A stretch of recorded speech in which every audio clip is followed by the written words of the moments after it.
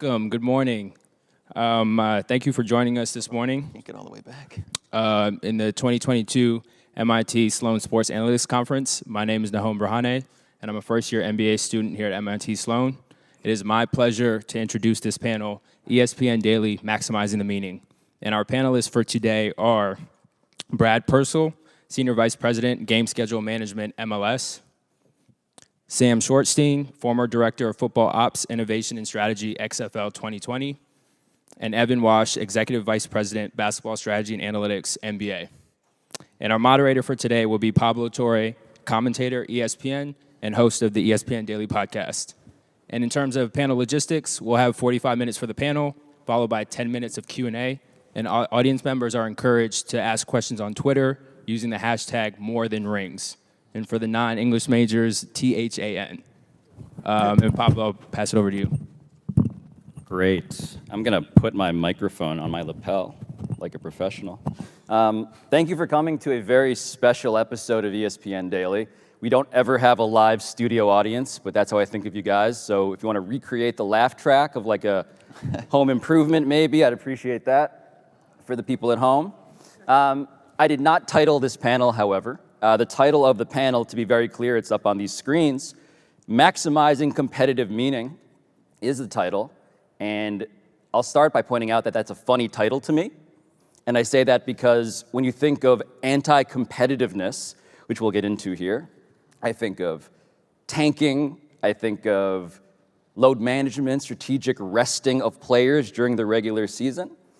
And that's all stuff that feels almost perversely and obsessively hyper-competitive to me, if you frame it around what sports tends to care about in 2022 the most, which is the postseason and the playoffs. And so I want to start by just establishing how we got to the point where the playoffs went from a thing we respect to a thing we love to a thing we almost fetishize now to the expense of many other things. And Evan, through your lens at the NBA, how has that trajectory looked to you? How did we get to the point where actually the process, tanking, that is anti-competitive in one sense, but it's also the evidence that people will almost gnaw off a leg to win a ring? Yeah, I think you take a step back, and every sport is structured differently in the way they drive competitive incentives. So European soccer doesn't have playoffs for the most part. US leagues mostly have playoffs. And so you look at how those incentives differ and how they grow over time and the so-called obsession with the ring, it doesn't have to take away from the rest of the competition. And I think as teams, players, fans have become obsessive with that chase, what you're talking about is really long-term versus short-term competition. Obviously, a team that is so-called tanking is pursuing championships in the long term. They're not just losing for the sake of losing. So yeah, you could say they're competing in their own way, but what we want to produce is a product where every single night when I turn on a game, I know that those two teams are competing at their best that night, because that's the core of our entertainment product. And so I think it's all about how do you not break that cycle, but how do you build around a playoffs and a championship in a way that creates that competitive drive night after night? Yeah, because there is this tension, right, between sports as entertainment product, the TV show, the thing you might tune in to watch, I don't know, on game 33 of the NBA regular season, versus what the NBA tends to be, which is the thing that is so good at producing the best team as your champion. Right. Well, we have 30 teams. Like the cliche of it's hard to win in our league, right? We don't want 29 of our 30 markets to feel disappointed at the end of a season. That's not a good product where whatever percent that is, someone helped, 96% of your fans are unhappy every year. And so there have to be other things to win and to feel joy about when watching the product through the year. So Brad, at Major League Soccer, you know, there's this fascinating experiment that you guys ran when MLS was built, and of course, overseas, world football, as it were, like, that's not a thing that fetishizes playoffs. That's a sport, that's a league in the EPL at least, where, you know, the best record is who gets to be the best team. Sure. But Major League Soccer isn't structured that way. There is a playoff. Take me through why it is that ended up being that way. Yeah, I think Evan said it in some of his earlier comments.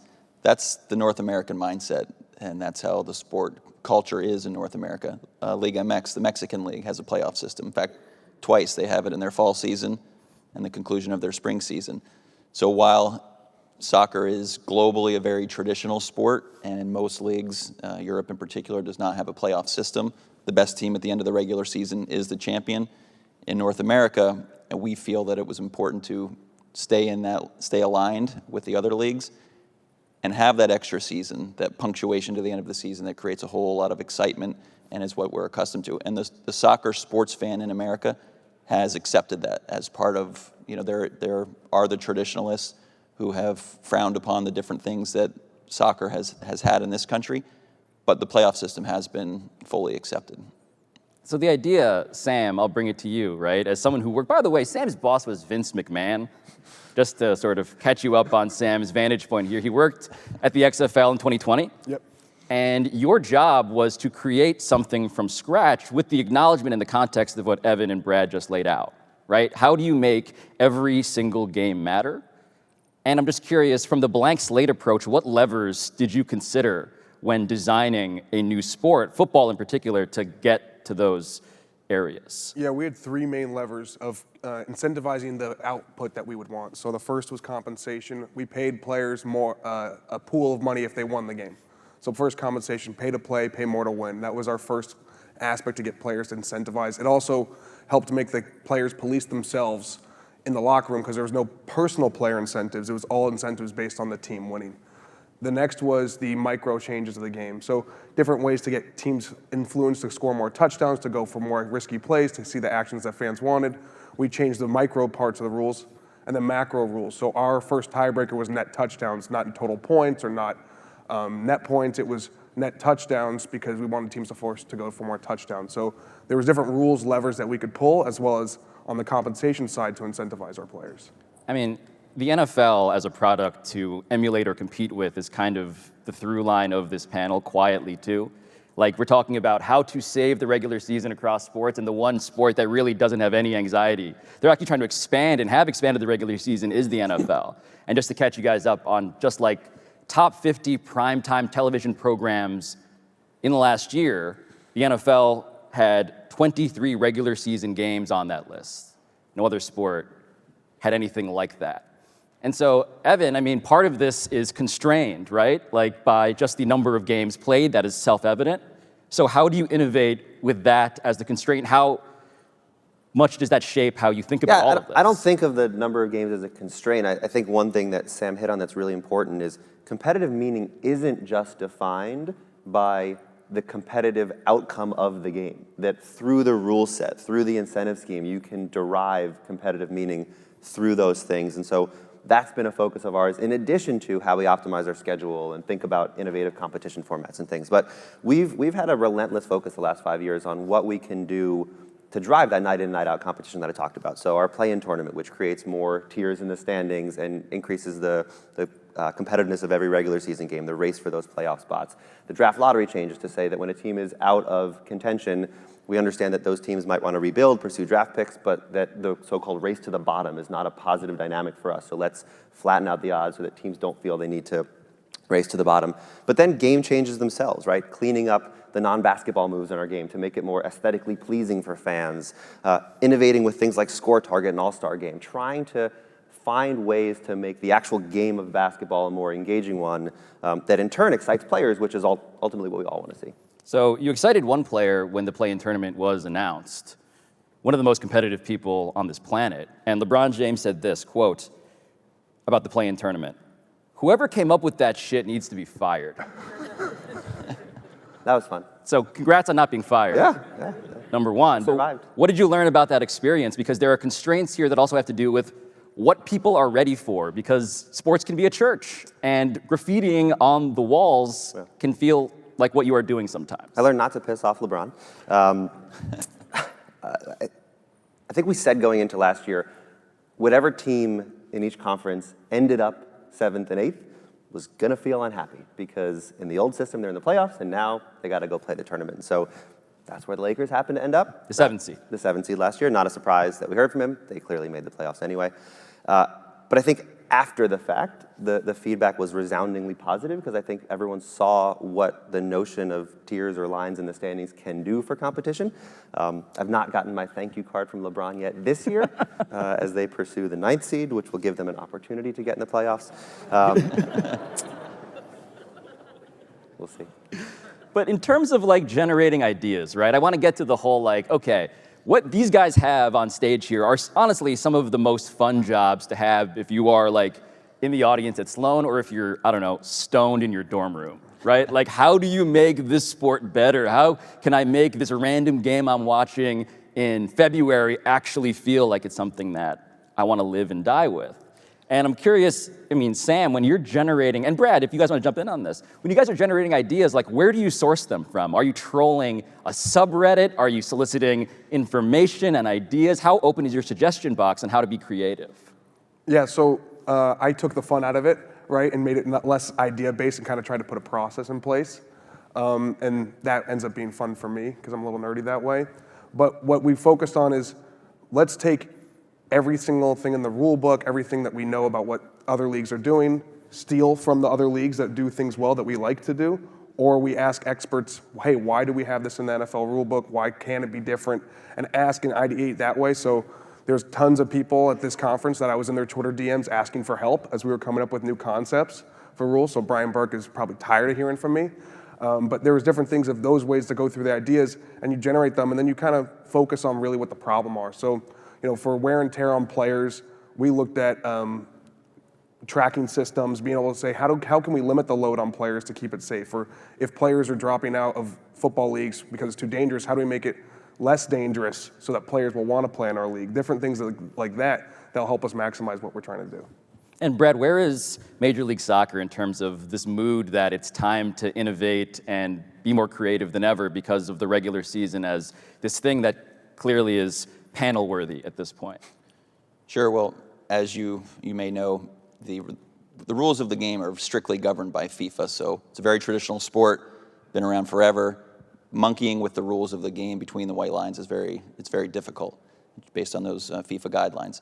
So we try to innovate. We've proven that we want to be a forward-thinking league and an innovative league. We were the first league to adopt VAR, video assistant referee, which helps the quality of the game, helps the officiating. First league to implement ball stands around the perimeter, so instead of having ball kids or persons get the ball back to the players, they're stationed around the perimeter, so it speeds up play. There's less gamesmanship involved there. We're working with Adidas, who is working with the concept of having a microchip in the ball, which could also help with officiating, offside rules, goal line rules, but also a cool statistical thing. How fast is the ball moving on shots? How many passes are connected, how many touches on the ball. And another innovative thing, cool thing, it's kind of a testing ground. We're starting MLS Next Pro in 3 weeks. It's another league under the MLS umbrella. It connects the player pathway from our youth academy systems to our professional level. And within that league, we have the opportunity to try new things. And we're going to try new things. So in MLS, we have a point system where you get 3 points in the standings if you win a game. You get 1 point if you tie. Both teams get a point if you tie. In the Next Pro League, we're going to try a new point system where after a game is tied in regulation, instead of both teams getting a point, we're going to play a penalty kick shootout. And that team that wins the penalty kick shootout will get 2 points in the standings.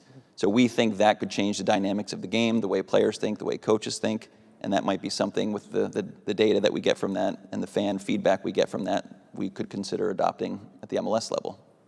So fan feedback, I'm curious what ideas you guys get most often that you hate to get because it's just like stop asking if we can get X, Y, or Z implemented.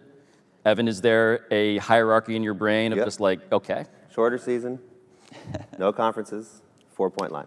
So let's walk through those because I feel like there are panels titled shorter season, no 4-point line, no conferences, right? Like that seems to be a trope here. Yeah. So tell us, disabuse us of our delusions. Well, so I think it's very easy to generate ideas. And like Sam and Brad, we're incredibly grateful that we have an energized fan base who wants to share ideas. We have media members, we have fans, teams, players constantly suggesting ways to improve the product. That's great. That's the first step. That's the tip of the funnel. The rest of the process is to evaluate, and this is our job, evaluate what that would mean for our game, right?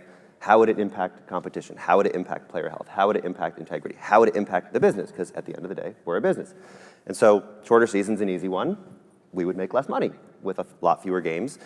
Unclear what the impact on player health would be. I think, there's a sort of conflicting research about whether it's the number of games or game density or rest days or those things. So you have to evaluate that in context. Do I think that competition would be better with fewer games? Probably, but maybe not at the expense of the business. So when Daryl Morey, Dork Elvis, sorry to get the term from Bill Simmons correct, when Dork Elvis says 58-game regular season in the NBA, your physiological response, Evan, is what to that? I agree. Help me figure out how to make up the 40% of the revenue that we would lose by doing it. Yeah. So this is to you just an obvious non-starter. It's not a non-starter. Stop trying to innovate around that idea. No, not at all. So for example, we've obviously talked a lot about an in-season tournament, right?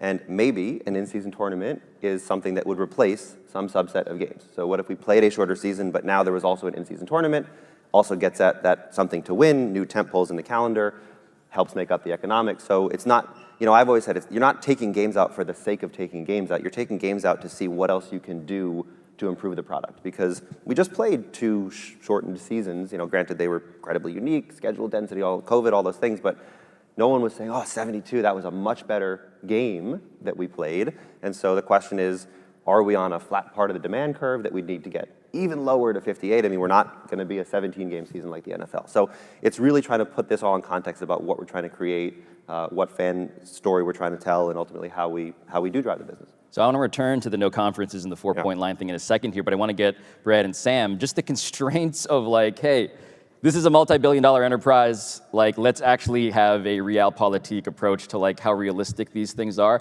How much, for people who don't fully understand that, how much is money a constraint on the pie-in-the-sky stuff that you guys would like to see, but clearly find barriers in front of you for? Yeah, so it's the first, in our business we call it execution viability. That's the first version of it. So the rule that I hated getting was put a chip in the ball to measure first downs, right? And so there's so many logistical issues that come with that, and that makes it a worse version also than how many times we actually need to use the chains is less than 1 time per game. So that's difficult, but... Wait, so you're pro chains? I'm pro chains, coach. Yeah, absolutely. Yeah, the chains are fine. Wait, explain the chain defense, because so here's it does what we seem did. So I'll go. Yeah. Here's how I was able to figure it out. So the chip in the ball is actually in the middle of the ball. It's also not always accurate and always working, because sometimes we punt these balls. And you have to now measure from the middle of the ball and then calculate to the front of the ball. So you have to find someone that's going to do that for you. At the XFL, when we were a team of 7 people, that wasn't able to do that. And then how many times do you use the chains? That's not that many times per game. So from what we ask is it big enough to matter? It's not actually that big enough to matter. So we then go down this process. What if we were going to steal from the MLS, put both teams on the same sideline, put a ribbon board on the opposite side of the field that would then track where the ball was, right? So you could see, so we'll replace the chains. Someone comes up to me, I talk to a coach or an official in the AAC, he goes, why don't you move the ball up to the nearest yard line after every first down? So you never actually are measuring. How dare you? Yeah, so we snuck maybe 12 yards into our game because we started every new set of downs on a yard line. So it was very easy to track. So sometimes the simple solution, right, and doesn't cost me any money, and fans don't necessarily see it, is much easier than spending $1 million per game to put ribbon boards on the sideline, and I'll sell ads that'll be able to manage out the ribbon board solution. So it just became so convoluted, so much scope creep, where we had, I think, 3 measurements in 20 games. We pretty much had our solve of don't use the chains, pretty much, and they're pretty standard across the board of getting 10 yards. It's pretty good at getting 10 yards. I like the idea of the chains as a job creator also. It's guys, come on, we need humans to move the chains. Humans, we're a jeopardized people at this point, at this conference. Hiring game day assistants, I don't know if you guys have had to do that at your jobs, but that might be the most difficult job of putting a game on, so I don't know about that. Been there, yes. So Brad, for you, yeah, how does your brain process what these guys are saying in terms of the goals, the dreams versus the practical reality? Well, it made me think of one funny thing. In soccer, people always say, we need more goals. Make it more exciting, more fun to watch, more goals. Make the goals bigger. That would be great. I don't think there are a lot of people who would argue with that. But again, we're governed by the rules of the game. We can't make that change. Maybe we would try it in a lower league just to see if it has an impact on the game. And offsides, people would love to see the offside rule changed or have it be more advantageous to the attacking player, because that would promote more goal scoring. So those are types of things we would like to try to talk about. But again, we're a little bit handcuffed. But you're saying that in theory you would like to see a bigger goal. Not necessarily for Major League Soccer. I think we would like to see a trial to see if it does make a difference. As far as Major League Soccer, the thing that has helped propel Major League Soccer and the expansion, the growth that we've been on is because we're an authentic soccer league. We're not gimmicky. In the early years, you may recall, some of you may recall, we had a shootout at the end of the game if it was tied. It was one-on-one with the goalie from midfield. It was kind of cool. It was exciting. It was different, but it was very non-traditional, and the traditionalists scoffed at it. So as we have evolved, we've made sure that we've stayed within the confines of traditional, authentic soccer. So we wouldn't try something like that at the Major League Soccer level, but we would be interested at other levels if it does change the game. So Evan, to bring it back to your 95 theses. Yeah. The 4-point line, not exactly traditional basketball, to use Brad's terminology. Yeah. Where does your resistance to it as a concept come from? I think the 4-point line question is always for me one about what you're actually trying to accomplish with that, right? I think shortened season, we all know what we're trying to accomplish. Less player resting, more excitement game to game, more on the line. I'm not clear what everyone is always pointing to with the 4-point line as to how it would make the game better. Meaning we have those that lament for the loss of post play. That's not going to help that, right? We have those saying there's too many three-pointers being shot. That's not going to help that. In fact, it'll drive shooting further from the basket. We have those saying that skill development in basketball at youth levels has dwindled because everyone just, no one has individual skill. No one has team skills. It's all just individual skills, dribbling, shooting, dunking. 4-point line's not going to help that either. So I think getting at the core of what you're trying to do with that. What kind of offensive actions do you want to see? What defensive actions do you want to see? What types of shot profiles, shot charts do you want to see? That's the question. And a new initiative for us this year is we actually have fans in labs watching games with heart rate monitors and galvanic skin monitors where we can track biometric response to what's happening on the court. Because we want to be able to answer with data what about our game does drive fan interest. You can survey and say, do you like three-pointers? The answer is yeah. Do you like dunks? Yeah. Do you like fast breaks? Yeah. But what actually happens, play to play, set to set, defense to defense that drives that fan excitement? Because that can then inform what changes you might want to make to the game, including whether a 4-point line would make sense. But right now, I'm just not convinced that the upside is there to add what obviously by some is perceived as a gimmick. Yeah, Evan, we had different budgets because you're using the heart rate monitors. We tracked how much beer was sold at our games, and we sold out every game. So you get to the same place. Yeah. Vince wasn't in favor of opening the purse for the lie detectors for fans? Yeah, we were going to start with the beer, and then we'll go to the lie detectors. But let's go to the lie detectors, Evan, because what are you learning so far? How can you characterize your findings? Because that is a fascinating, I don't know if you can get closer to accurate readings of emotion than the admittedly kind of Clockwork Orangian description you just gave. They volunteered. It was not forced. So ask me in 6 months on that piece. But we did the same for, we talked about in-season tournament. We did the same thing there. I'm very envious of a lot of other digital products out there, content companies that can do prototyping, A/B testing of their content to see what resonates with fans. It's hard to do that. You can't just change a bunch of stuff in the NBA and see what happens, right? So with an in-season tournament, we worked with a studio essentially to create 12 of these mini movie trailers where we could tweak in each one of these trailers the format and features of an in-season tournament. Again, put fans in that same lab. In a world. Yeah, exactly. It was literally that. Very exciting. So you could see number of teams in the tournament, when it takes place in the season, what the format is, what the incentives are, and that we were able to get great insight out of, and probably not surprising but helpful to know. Fans really love single elimination tournaments. They're a little bit confused by group play or pool play in the US. Fans want, if we were to do a tournament, relatively early in the year so that it doesn't detract from All-Star and the race to the playoffs. There has to be an incentive for players and teams. So those types of insights from biometric data was really informative as we shape a potential in-season tournament. Well, the question of carrot and stick in terms of incentives, right? In terms of maximizing, again, competitive meaning. I'm curious for all of you guys, how much of this is about incentivizing fans to care and how much of it is incentivizing the athletes or the coaches, the teams themselves to care about something that, again, as we've established, like logically speaking, teams don't tank for artistic reasons. They tank for wildly self-interested, admittedly cynical ones having to do with the rules that they're dealing with. And let's be clear, our players do not tank, right? No NBA player has ever taken the floor saying, I want to lose, because it doesn't help that NBA player. That's right. Right? So that's much more about roster construction and things. So to me, it's a waterfall that probably starts with players, gets to teams, gets to fans, and that in that order.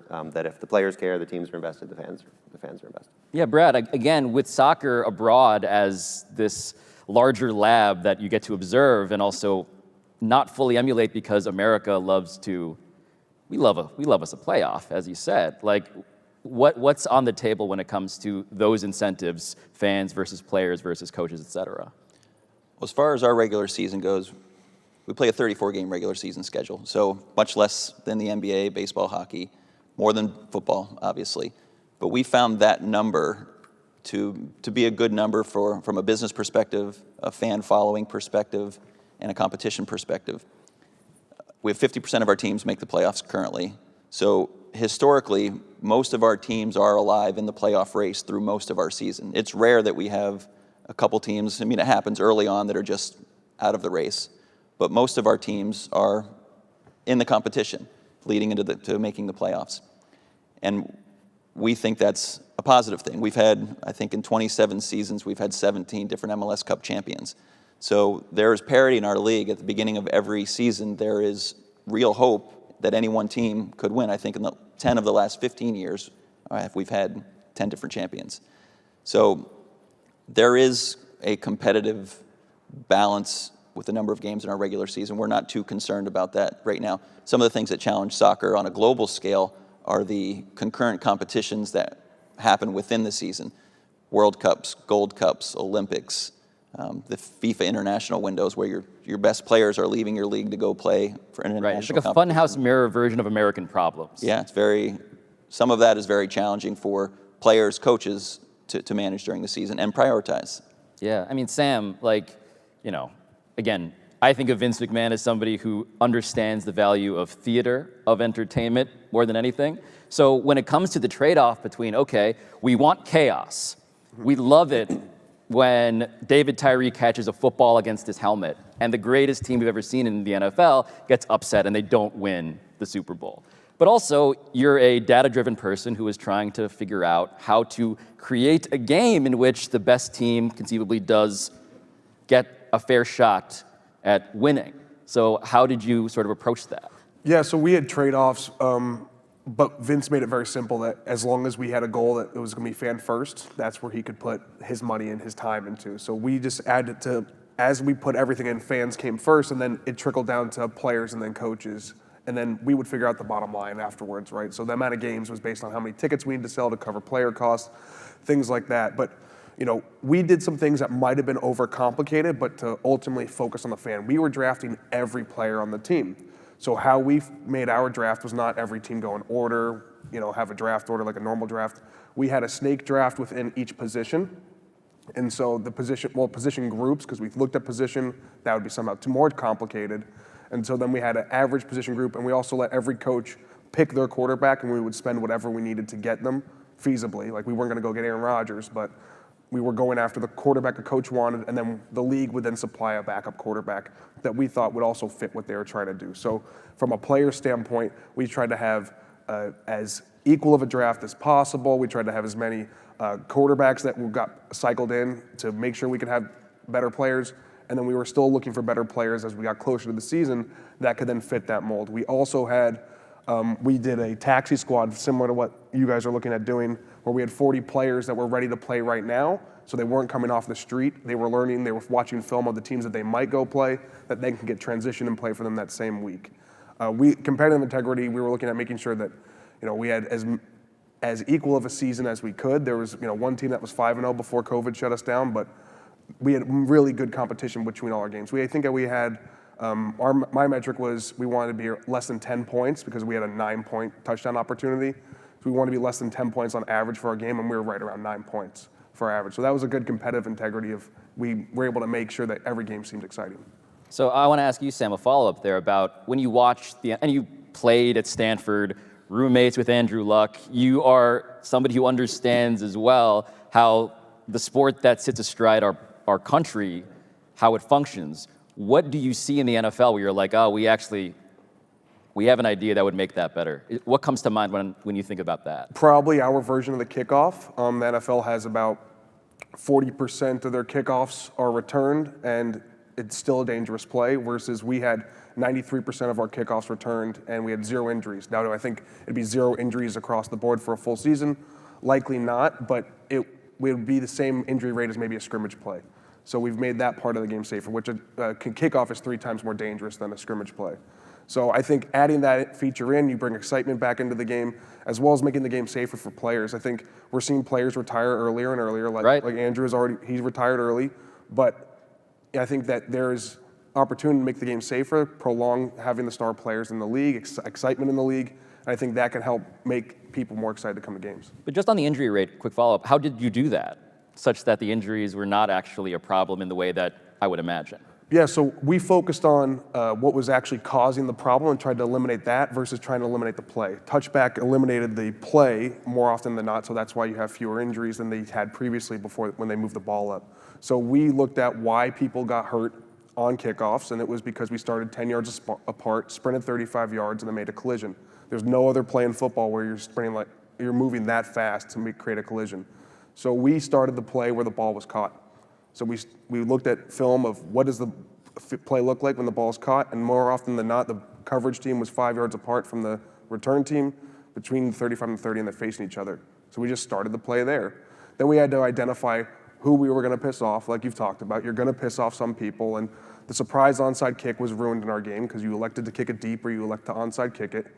But that was 1 basis point of play. It's 1% of kickoffs are onside kicks, 1% of those are onside kicks. Exciting play, but to keep the kickoff in the game, we decided to change it and get rid of that play. Well, let's get back to what pisses Evan off. So the no conferences thing, Evan. Yeah. That was your third take that you hate.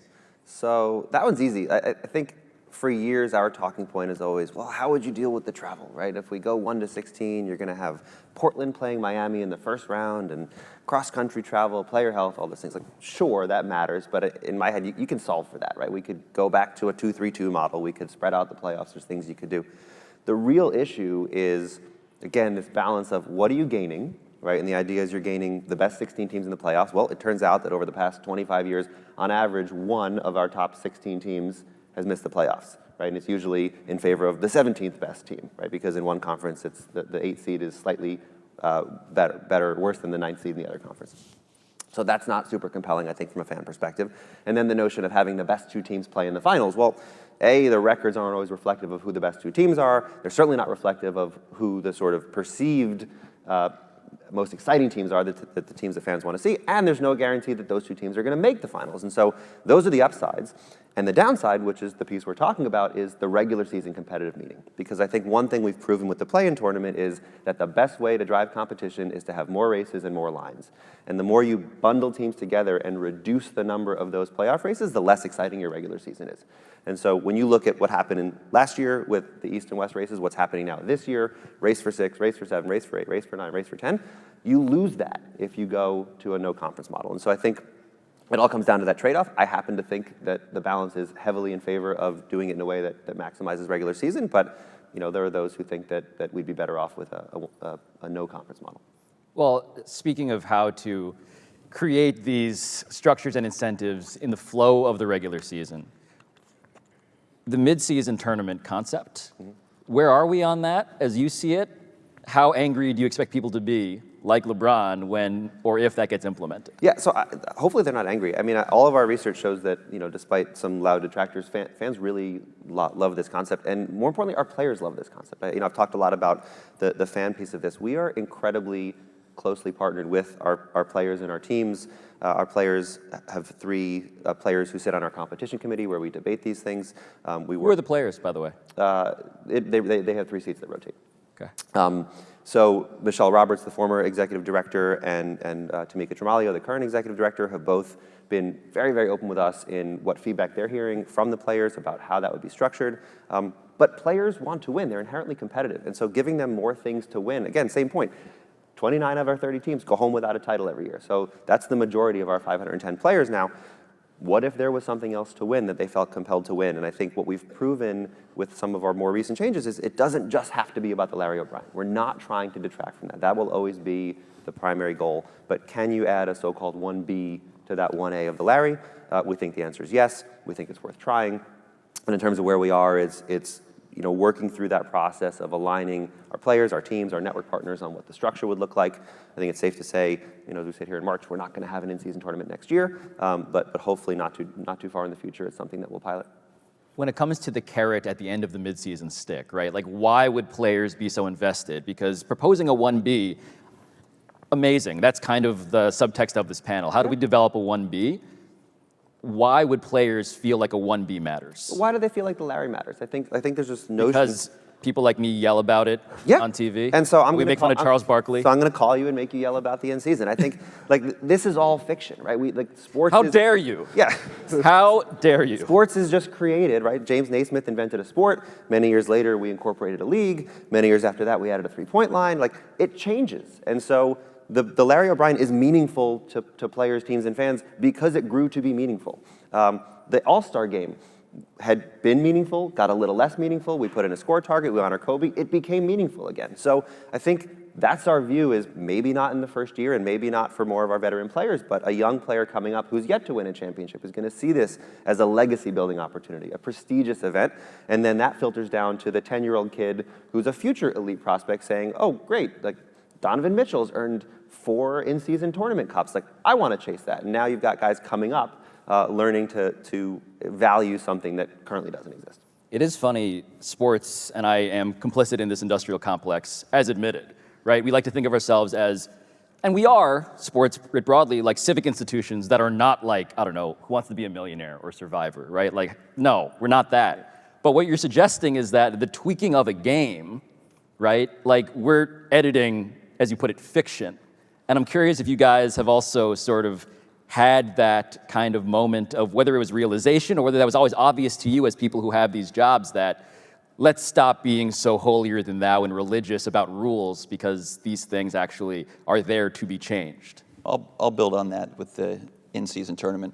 So Major League Soccer and Liga MX, the Mexican League, we're partners in a number of different ways. But in 2023 and beyond, we're actually going to have a mid-season tournament where both of us are going to take a month off during a season. Their league will halt for a month. Our league will halt for a month. We'll play a World Cup-style tournament with all of their teams, all of our teams.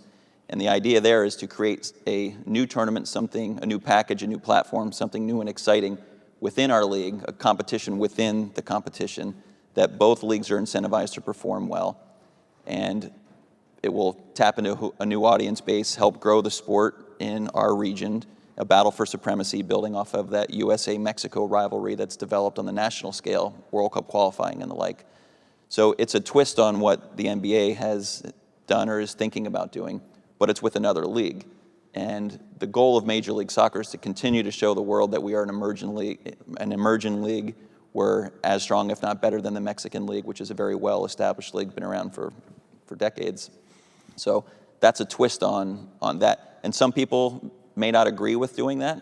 And the time of year, it's going to happen in July, August, towards the end of our year, but not at the very end of our year. So our coaches and players will have to prioritize and manage that competition. But we think it's going to be very meaningful and turn into something special over the years. Yeah, so I don't get to use the word fiction because of Vince McMahon. So, I had to pitch sports books that we weren't going to have someone get hit with a chair in the middle of our games. So that's right. But I think a moment that the bruises are real. Yeah, they're always real. They're always real.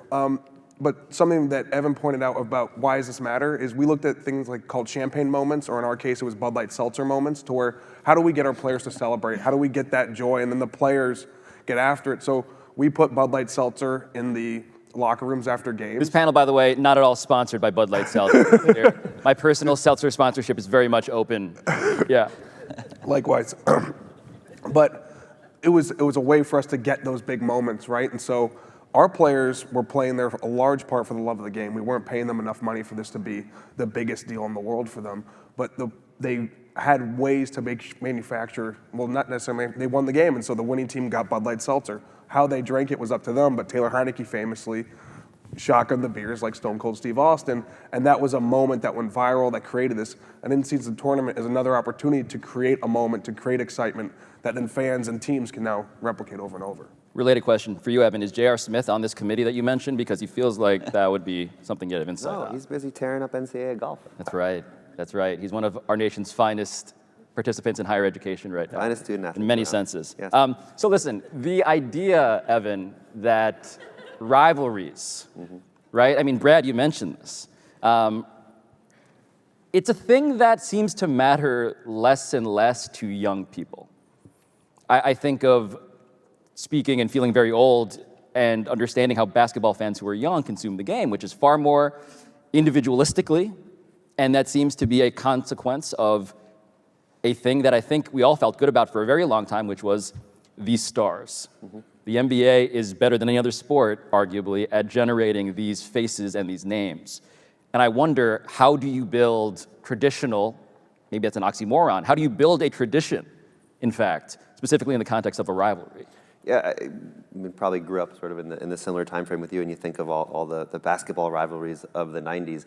One of the reasons that is not as much part of our game is we have so much more player movement now, and that's been intentional because we wanted, to Brad's point earlier, from a competitive balance standpoint or competitive opportunity, we wanted all 30 teams, the players, teams, and the fans in those markets to feel like they had a chance to compete and not have the same teams winning championships every year. And in fact, I think we've had 8 different champions in our last 11 seasons. And when you have that player movement and you have those different teams competing, you don't end up with the same 2 teams playing in the playoffs every year, which is what drove a lot of those rivalries. And so I actually see that as a net positive, even though we may sort of miss that rivalry aspect. But I think it all comes, everything comes back to the players, right? If the players are bought into something, if they're out there competing, if they feel meaning, that energy and that drive exists. Now, maybe our players are a little more collegial with each other today than they were in the past, and so, friends off the court. I can see why LeBron doesn't like you, Evan. But I think that's a good thing. Like we want to engage people not just with the game on the court, but like Ja Morant is now a sensation for both his basketball persona as well as his social media persona, and so those things are good for us in aggregate, even if we've lost that player to player, team to team rivalry. But it's not gone, right? I mean, you watch any game today, it's just as physical as it ever was. Yeah. And for you, Brad, I mean, how jealously do you watch the EPL? Just the idea that this is sort of the foremost example on the planet of what Evan was just describing, right? The idea of these are tribal blood feuds. Sure, I think that's what sets Major League Soccer apart from some of the other leagues domestically is we have that same kind of tribal atmosphere in our games. That supporters' culture is fueling a lot of this energy behind our league. If you go to a number of our games, whether it's in LA, the Pacific Northwest, our Cascadia teams, in Canada, a lot of our new teams in Austin, for example. We're going to have 75,000 fans in Charlotte, brand new team this year. There is that spirit and culture that exists that's really fueling our league. It's kind of a special sauce that we talk about. And on the rivalry side, there's probably nothing better than, in our sport at least, a true, authentic rival that develops out of conference play, battling to get into the playoffs, geographically based. A lot of those are regionally based. And we've shined a light on it in the middle of our season, in the summertime when we're not competing against all the other sports, so we can stand out a little bit more. And it's become a sponsorship platform as well, Heineken Rivalry Week. For about a 10-day period, we put a number of our best rivalries in prime TV spots. Our fans get behind it, our sponsors get behind it, and it shines a light on that special exuberance and excitement around our game. So we're all for pushing and promoting rivalries as much as we can, but we do agree that they have to organically grow like they have over time in the EPL, for example, in Liverpool, Manchester, London, those rivalries or derbies, as they call them. Yeah. Evan, did you want to cite an alcohol sponsor while you were here? I think we're good. Yeah, good. No, Brad, well said. And I guess I want to pivot the conversation here now to what is sort of the weirdest idea that you love that isn't the one that you plan to have pass muster in these committees, but what's the idea that in a dream world you love in your mind, if not in reality? Sam, if you want to go first as the guy who Sounds like he wants to. He's got you're sort of like holding the figurative bong as the XFL guy. So Yeah, I heard an idea recently about drafting, having a show to draft who your playoff opponent would be. So I think that would have been awesome, especially for us as an opportunity to create a new opportunity that generates a rivalry. Like as you pick a team, then that's the reason why you now have a new rivalry. It's like, oh, you doubted us. You manufactured bulletin board material, and that to me would have been really exciting. So for the podcast audience listening on Monday, I am getting that bong passed to me now, and I am also, I love this. I love that idea. I mean, Evan, the idea of, hey, we need entertainment, we need TV shows. Why are we seeding things? Why can't we let the best team get the first draft pick to then determine their opponent? Why can't we see that? We could. That's actually been proposed by some of our teams. It's not unanimously supported by all of our teams, and that's probably why we haven't done it, but it's an idea that floats out there. So what's the hesitance from the opposition to that concept? So you hear things like, bulletin board material and whether you're actually hurting yourself by picking an opponent. Would you just go by the standings anyway? How does that work logistically in the context of now a play-in tournament where the 8th seed isn't even determined until Friday night after the regular season ends? The playoffs are scheduled to start the next day. How would you actually set up the playoffs? How much break would you have? So there's some logistical elements there. We talk about how that plays out throughout the standings then. So like, sure, that's great for the number 1 seed, number 2. It actually ends up really disadvantaging the 4th seed, who essentially is going to end up getting the best of the 5 through 8, even if that's not 5. And so a team might actually prefer to be 5 versus 4 to see who picks them. So you want to think about how it would incentivize competition throughout the standings. But that's one where there's pros and cons, and it would be more how the teams and players feel about it. Yeah, I don't care about any of those criticisms, to be honest. I just love this idea now. As a fan, the show would be great. Brad, is that a thing that has crossed your transom, the draft your opponent concept to create bad blood? We've kicked that around as well. We might actually try it in our next pro league.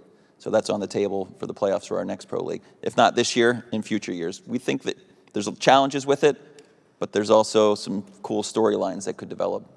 Just remember this panel as the moment when that got legalized, for the record. I love that there's support for this. Okay, other ideas that are too weird, although that one felt way more reasonable, Sam, than weird in the end. Anything that you personally, Evan or Brad, just love that it's like, no, but this is a thing that I appreciate personally. So on the soccer side, games ending in ties, I think that bugs some people. I've grown accustomed to it over the years, and you can see an amazing soccer game that ends in a 2-2 draw. Brad, it's not great when ties are referred to as like incest, right? Yeah, it's like kissing your sister. Not the best branding for the tie. So I would like to see, maybe at some point, and maybe we try this in one of our leagues, a different way to break that tie. So if the game ends in regulation, traditionally you play 30 minutes of overtime, and then after that you go to a penalty kick shootout. That's a lot more, and the dynamic of the game and the overtime isn't always offensive, and you're almost destined to go a penalty kick shootout, which is kind of a crapshoot. I think it could be cool, or something to consider is when you go to overtime, every minute, 2 minutes, you take a player off. You take a player off, and you go until somebody scores. Even if you're down to goalie against goalie. I mean, that's a little absurd, but... Oh, no. Yeah. Pass that, Brad. Pass it over here. I love that. Yeah. But, we've monkeyed with, me personally, some of those, and we've kicked it around. I don't think we would change something like that because the sport is so traditional. We're governed by certain rules. But ties, I'd like to see something different. I can tell you the worst idea I had. It was to take what the spread was from a sports book and start the game with that spread. Dude, do you ever wonder if sports was also gambling at the same time? Yeah, so that didn't go very far at all. But yeah, if we're doing the bong rip, then that was definitely a bong rip. I love it. Evan? We operate in a more grounded reality. I've noticed. I'm kind of envious of this. That sounds funny. I would say that there's a lot of small ideas that I think could be impactful. I'm on a lifelong crusade against the free throw, which I think detracts from the fan experience, and so we've tested. Wow, we got to clap. Yeah, Hold on. Hold on. This movement has supporters. Yeah, so we've in our G League now, we shoot one free throw worth 2 or 3 points depending on what the foul situation is. Interestingly, that's why we have the G League. We learned it didn't save as much time as we thought it would, meaning an average trip to the free throw line takes about 45 or 50 seconds. So you're not expecting to cut that in half because more of that time is getting to the line, lining up. But we thought we'd shave at least a third of it. We didn't, and part of that is because coaches now had to substitute before that first free throw as opposed to between them. So that took some time. Players actually were a little slower in that process because they do want to catch their breath in that break. So that was a good learning that maybe it wouldn't be as impactful to the flow as we thought it would be. We've talked about, I said a couple of years ago on a panel here about dividing the season into separate chunks where there's playoff spots at the end of each quarter of the season, if you will. So you get these sort of spikes where competition increases for some short period of time with the playoff spot on the line. Teams are never out of it because no matter how bad your first 3 quarters are, you can always perform well in the fourth and earn a spot. So things like that, but nothing in the realm of what we heard over there. I love the idea that we're just on this couch, just like shooting ideas at the wall. And if you're on the couch and you're watching the NFL this year, and this is actually one of the questions from the audience, if you're on your couch and watching the NFL, you are getting mad about something related to the overtime rules. And I'm curious how you guys have seen that debate. This is a question from the audience. Do you have strong opinions, Sam? We can start with you as the football guy. If you could explain actually what the rules are as they stand today versus what your opinion of them might be. Yeah, so right now it's a 10-minute quarter, reduced from a 15-minute quarter, added to the game, and it's a restart of the game. And why that's important is it's a new half, as we say, but coming into a quarter. It's 10 minutes long versus the 15 minutes. It's if a team scores a touchdown on the first possession, the game is over. If a team scores a field goal, the next team has a rebuttal. The problem that they see is that the idea that only one quarterback got to see the field. Overall, it's statistically a pretty fair game because they do a coin toss. We didn't have a coin toss in our league. They do a coin toss, and it's about a 52% chance to win if you get the ball first, so that's pretty darn close to a coin toss. But the playoffs have seemed to see a little bit of issues. The problem with fixing rules changes in our sport versus these sports is health and safety.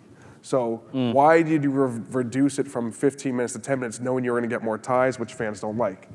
Well, you need to make the game safer. The game is all scheduled around this 60-minute game. NFL's around 157 plays per game. Each play is an opportunity to get hurt. That's why you want to limit plays.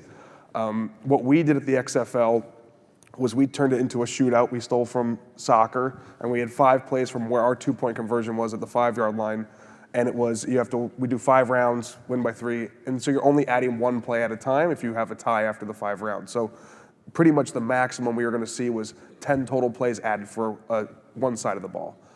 You remove the drive, which is such a big part of the football game, but that was a sacrifice we were willing to make. Our also broadcast deals are different than the NFL broadcast deals, to where if we were over 3 hours, they were going to go to the next show. So our game was averaging 2 hours and 50 minutes, and that's why we had this.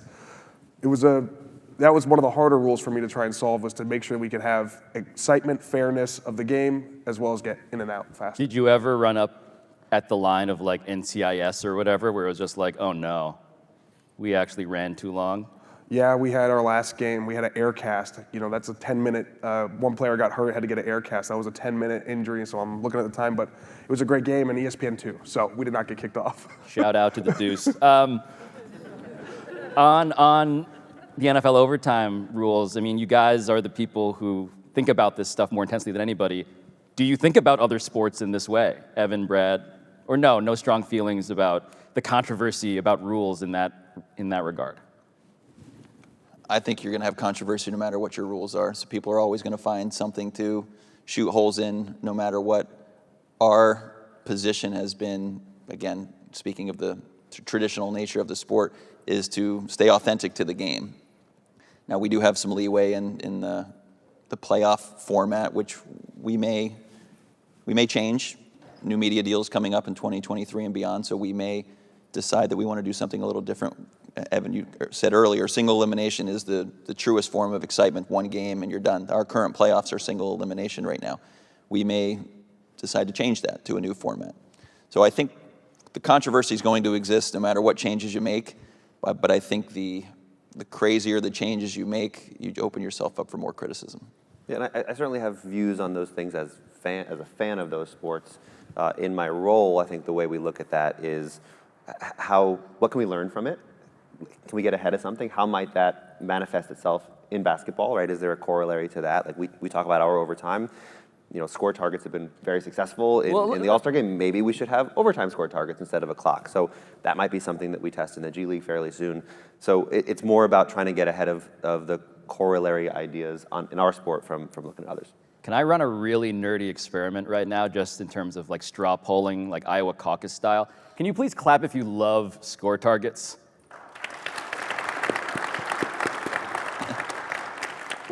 It's like, what, a half and half, would you say? 50-50? That's not very scientific. You expect data at this conference? But I say that because it worked so much better than I think a lot of skeptics would have imagined. The score target, quote unquote, Elam ending, but score target, the generic off-brand version, as it were. What was your sense of that experience, watching how well it went with your man LeBron James hitting the game winner, as it were? Well, so it's, we've now had 6 games that we've had that have ended with score targets. So we did the All-Star game the last 3 years, and then we did a mini Rising Stars competition this year in Cleveland, where it was a 4-team tournament. So there were 3 end-of-game scenarios there. So it's been fun to see. It's been fun to see the reaction. Obviously, there's always some, as we said, there's some criticism, some controversy. Oh, the game can't end on a free throw, or what do you do in a blowout? And so, it's not the kind of thing where we'd say we've seen enough that we should play 1,230 regular season games with score targets, but clearly has legs, clearly has some applicability. So what are those things? Maybe an in-season tournament, we talk about how do you differentiate it from a traditional season. Maybe that's a place to try a score target. As I said, overtime. So there's different steps you could take to continue to explore that, but I'm not ready to conclude a whole lot based on 6 games. But you're saying that score targeting, infiltrating the regular season proper, the actual non-exhibition sport of basketball, you can see that happening? Certainly not in the near future, but anything's possible, yeah. Before I let you guys go, there's one more question that I just want to ask you from the audience. And this is a philosophical question. They took the title of this panel quite literally, maximizing competitive meaning. What happens when competitiveness and competition is too much? Is that a concern? Like the idea of the toxicity of competition, that it overtakes personalities, that it is all that we care about. The fact that your faces are varying degrees of just like confused by this, no, this is clearly not a thing this is the opposite concern that you guys currently have. What if it was in the metaverse? Yes. It's not the championships, it's the friends we made along the way. Wow. I don't think I can live by that. It's that I should win and my opponent should lose. I have never thought about that. Now I'm going to have to go to therapy. Yeah. I think we all should. And on that note, thank you to Brad and to Sam and to Evan. Thank you. And apologies if I got you fired because of this. All good. But I am Pablo Torre. This has been ESPN Daily. I'll talk to you tomorrow. Thanks, Pablo. Thank you. Thank you.